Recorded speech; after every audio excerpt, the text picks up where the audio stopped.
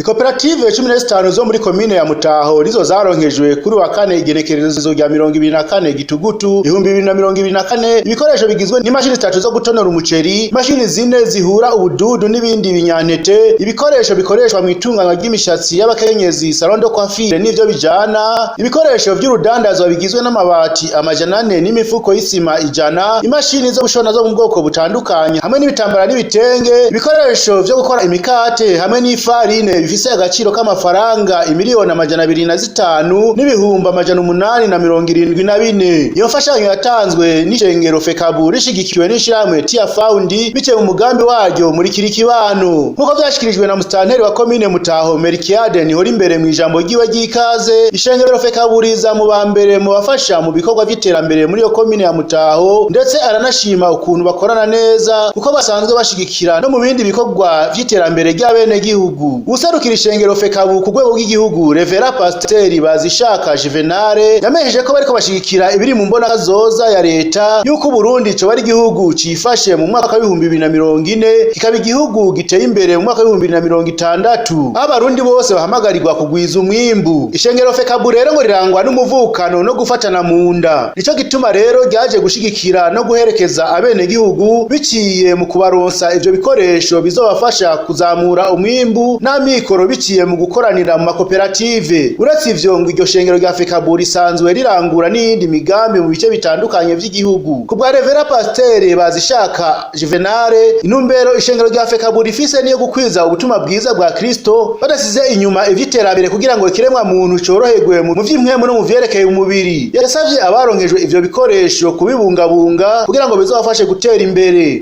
Baze kubwira igihugu bose bazoba bariko bakoresha ibikoresho bitanzwe n'umugambi ndetse n'ibindi byatanzwe imbere ndetse biciye mu yindi migambi kugira ngo bagire ibyabo babibungabunge mukore gushika ku ntumbero impinduka nziza izanywe n'uwo mugambi. Waserukiye ishirahamwe Tia Foundi Majambere Desire nawe yarashimiye abajeje intwaro abene gihugu n'abarongo Ishengero FECABU ukuntu bakorana neza mu gushira mu ngiro imigambi y'iterambere. Yamenyesheje ko hambavuye kuvuga ubutumwa bwiza hatunganijwe imigambi y'iterambere aho abene gihugu baronkejwe inyigisho z'uko bo kwiteza imbere. Majambere Desire yamenyesheje ko ivyo bikoresho bahawe ari nk'umutahe w'ibanze uzobafasha kwiteza imbere. Yabahamagariye kubungabunga iyo mfashanyo no kuyigira iyabo ku neza y'imiryango yabo n'ikibano kugira ngo batere imbere.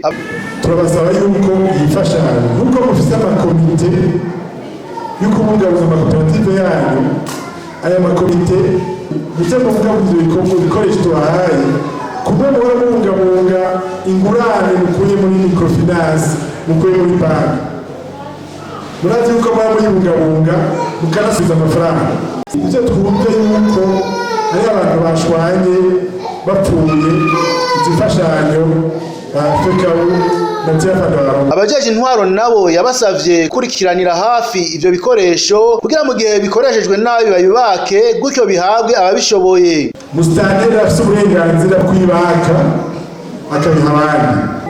Iturahaye kugira ngo mwigire ko bishakiye ngo muce mufata imashini twaguze miliyoni 15 ucuyita muri iwawe. Buramatari w'intara Gitega Venamani Rambona yarashimiye ishirahamwe Tia Foundi kuko bakora ibikorwa bigaragara. Ni mu gihe hari amashirahamwe avuga ko aje gufasha ariko ku rubuga ukabura ibikorwa bigaragara. Hariho n'abafise imodoka nyinshi nziza na mama muzibona handitse ko n'ivyo bakora ukazobonera icyashitse mu bene gihugu ukabura. Ese amashirahamwe yose bakora gutya ngubu cyane cyanezerwa cyane kumva amafaranga yagiye muri bene igihugu nyene kugira ngo bashobore gutera intambwe. Ni ikintu gikomeye no kuvuga ko ntimukiri abagwizatunga batoye eka n'abagwizatunga bo ku rwego rwo hejuru. Bigenze neza muzoguma muduga muce muzarashinga be n'amababa amashami mu yandi makomine haba za Gitega haba za Mutaho haba hehe n'imozi mushikeri kugira ngo bigende neza. Namani Rambona yaragabishije indongozi z'amakoperative anazisaba kwitwara neza kuko bitwaye nabi bazoshobora no gufungwa kubera bazoba bariko basubiza inyuma abene gihugu ndetse n'igihugu. Yasavye abanywanyi bayo makoperative gukurikirana ku munsi ivyo bahawe bariko birakora ico vyagenewe ndetse no kubivyaza umusaruro kugira ngo bagwize umwimbu.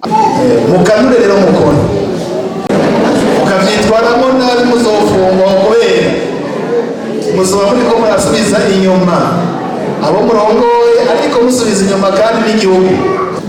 Jewe ndazi amakoperative menshi yashigikiwe gutera imbere ukabibura. Ivyo rero biva hehe? Biva kuwe gito bw'indongozi.